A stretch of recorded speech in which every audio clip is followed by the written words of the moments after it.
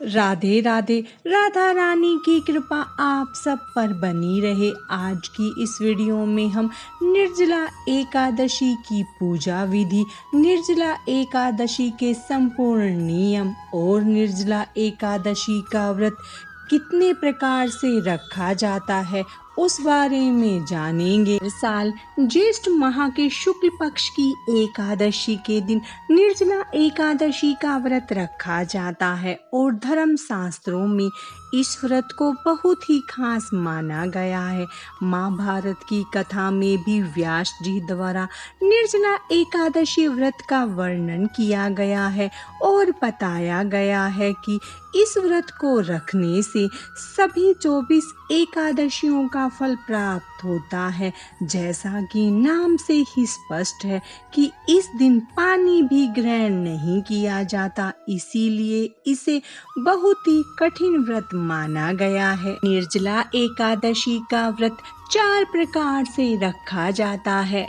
पहला तरीका निर्जला एकादशी व्रत रखने का सबसे पहला तरीका है कि आप दशमी तिथि के समाप्त होने से पहले खाना पानी बंद कर दें।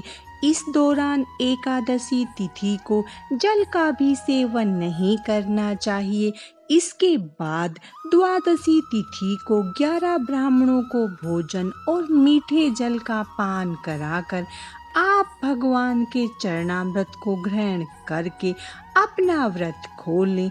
दूसरा तरीका, अगर आप निर्जला एकादशी का व्रत रखना चाहते हैं तो इस तिथि को सूर्य उदय से पहले जल ग्रहण कर सकते हैं। सूर्य उदय के बाद बिना जल सेवन के निर्जला एकादशी का व्रत रखना चाहिए। इसके बाद द्वादशी तिथि को 11 ब्राह्मणों को जलपान कराकर भगवान के चरणामृत को ग्रहण करके अपना व्रत खोले। तीसरा तरीका, एकादशी व्रत रखने का एक तरीका यह भी है कि आप तिथि को सूर्य उदय से सूर्य अस्त तक व्रत रखें।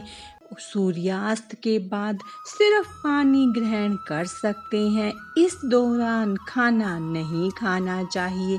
चौथा तरीका, निर्जला एकादशी को पूजा करने के बाद पानी इत्यादि का सेवन ना करें।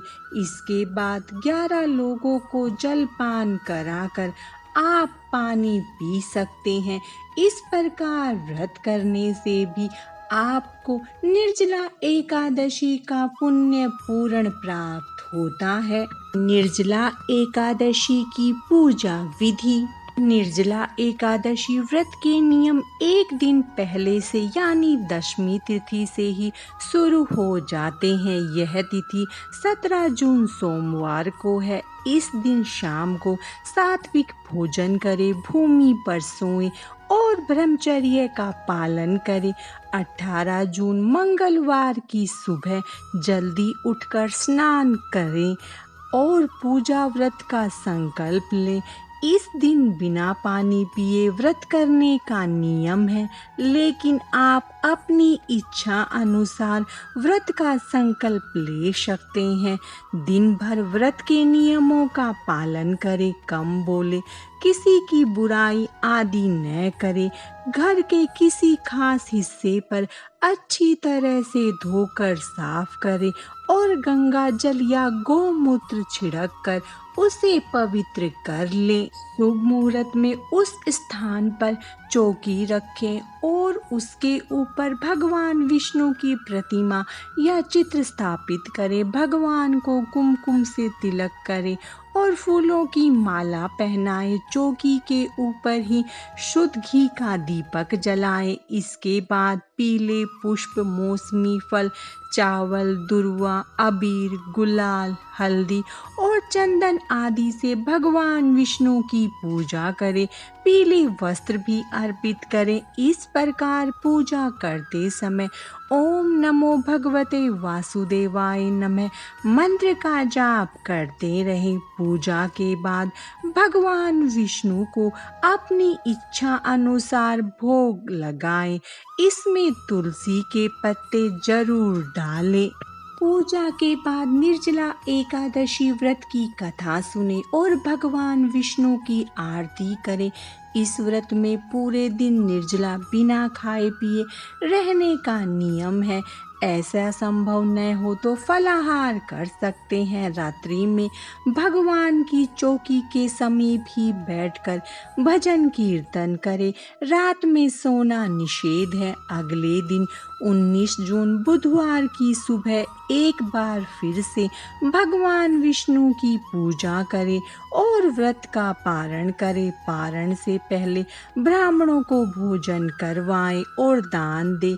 इस प्रकार जो निर्जला एकादशी का व्रत पूरे विधि विधान के साथ करता है उसके जीवन में सुख शांति और समृद्धि बनी रहती है। निर्जला एकादशी के दिन भगवान श्री हरि विष्णु को किन किन चीजों का भोग लगाना चाहिए?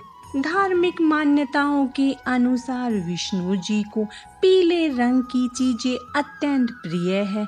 ऐसे में निर्जला एकादशी पर आप उन्हें केले का भोग जरूर लगाएं। इसके अलावा पीले रंग की मिठाई और मिश्री का भोग लगाना चाहिए। एकादशी पर विष्णु जी को पंचामृत का भोग लगाना चाहिए। इससे भगवान विष्णु के प्रिय भोग में शामिल किया जाता है। माना जाता है कि इसके भोग लगाने से घर में धन वैभव की कभी कमी नहीं होती। किसी भी उपवास में पंजीरी का खास महत्व होता है। यह भोग के रूप में बेहद शुभ मानी जाती है। आप निर्जला एकादशी पर भगवान विष्णु को पंजीरी का भोग जरूर लगाएं। यह उन्हें अति प्रिय है। इससे भी अशुभ ग्रहों के बुरे प्रभाव से बचा जा सकता है।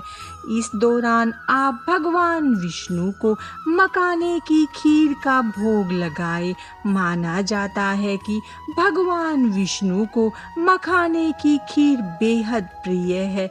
इससे उनकी विशेष कृपा बनी रहती है। निर्जला एकादशी का महा उपाय। निर्जला एकादशी का व्रत करने और जरूरतमंद लोगों को फल, अन्न, आसन, जूते, छतरी और शरबत आदि का दान करने से मन की इच्छा पूरी होने के साथ साथ सभी पापों का नाश होता है।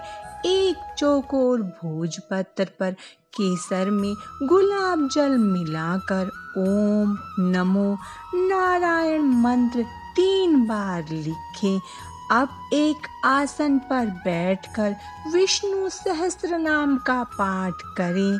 उसके बाद यह भोजपत्र अपने पर्स या पॉकेट में रखें। धन धान्य की वृद्धि के साथ साथ रुका हुआ धन भी जरूर मिलेगा। निर्जला एकादशी का पूर्ण फल प्राप्त करने के लिए एकादशी के दिन इन 10 नियमों को जरूर अपनाना चाहिए। एकादशी भगवान विष्णु की पूजा और उनके लिए व्रत करने का पर्व है। इस एक व्रत से साल भर की सभी एकादशियों के बराबर पुण्य फल मिलता है। इस एकादशी को पांडव और भीमसेनी एकादशी भी कहते हैं। महाभारत के समय भीम ने ये व्रत किया था। इसी वजह से इस एकादशी का भीमसेनी नाम पड़ा। इस दिन व्रत उपवास रखने के साथ ही मौसमी फल जैसे आम, मिठाई, पंखा, कपड़े, जूते, चप्पल, धन, अनाज का दान करना चाहिए। घर में पूजा पाठ करने के साथ ही किसी पौराणिक महत्व वाले मंदिर में भी दर्शन पूजन करना चाहिए। बाल गोपाल, भगवान विष्णु और माता लक्ष्मी का अभिषेक करना चाहिए।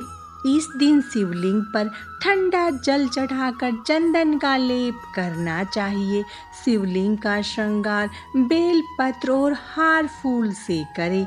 निर्जला एकादशी का व्रत निर्जल रहकर किया जाता है। इस दिन अन्न और पानी का सेवन नहीं किया जाता, तभी इस व्रत का पूरा फल मिलता है। अभी गर्मी के समय में दिन भर भूखे प्यासे रहना मुश्किल है। इसी वजह से यह व्रत तपस्या की तरह है। किसी मंदिर में या किसी अन्य सार्वजनिक जगह पर प्याऊ लगवाएं या किसी प्याऊ में मटके का दान करें।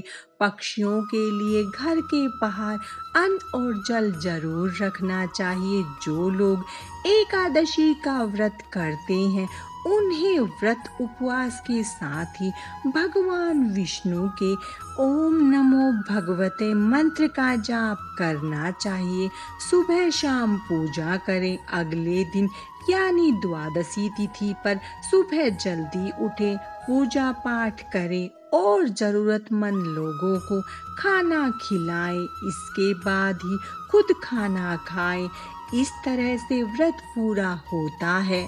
महाभारत के समय महर्षि वेदव्यास ने पांडवों को एकादशी व्रत का महत्व बताया था।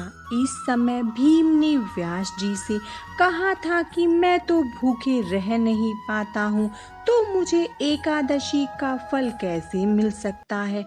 व्यास जी ने भीम को बताया कि निर्जला एकादशी के व्रत से साल भर की एकादशियों का पुण्य फल कमाया जा सकता है। इसके बाद भीम ने भी यह व्रत किया था। जो लोग दिन भर भूखे प्यासे नहीं रह सकते उन्हें फल और दूध का सेवन करना चाहिए। एकादशी का व्रत करने वाले लोग एकादशी पर सुबह जल्दी उठे और स्नान के बाद घर के मंदिर में पूजा करें। पूजा के बाद भगवान विष्णु के सामने व्रत और पूजा करने का संकल्प जरूर करें। इसके बाद ही अपना व्रत शुरू करें। निर्जला एकादशी के दिन सिर्फ 2 बार ही जल का उपयोग होता है। वेद व्यास जी ने जब भीम को निर्जला एकादशी व्रत के महत्व को बताया था, तब उन्होंने यह भी कहा था कि निर्जला एकादशी व्रत में केवल 2 बार ही जल का उपयोग होता है। पहला व्रत से पहले स्नान करने के लिए, दूसरा आचमन के लिए आचमन और स्नान के अलावा जल का उपयोग वर्जित है।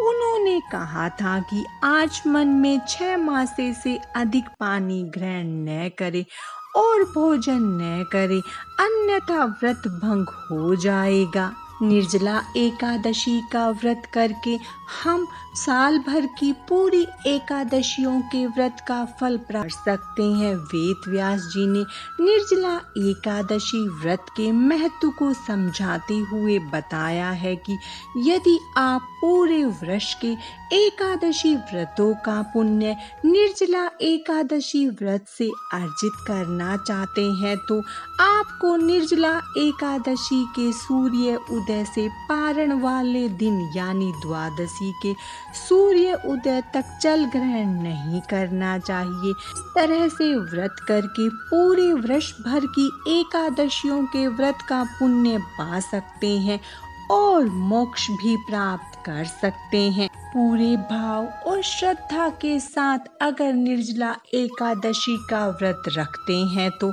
आपको पता भी नहीं चलेगा कि 24 घंटे कैसे निकल गए। बिल्कुल भी प्यास नहीं लगेगी। भगवान श्री हरि आपका व्रत पूर्ण करने में आपकी पूरी मदद करेंगे। अगर आप में सामर्थ्य है और आपका शरीर साथ देता है तो निर्जला एकादशी का व्रत अवश्य करें, जिससे भगवान विष्णु और माता लक्ष्मी की कृपा आप पर जरूर होगी और आपके घर में सुख समृद्धि सदा बनी रहेगी। भगवान विष्णु और माता लक्ष्मी की कृपा आप पर बनी रहे। आज की इस वीडियो में बस इतना ही। राधे राधे।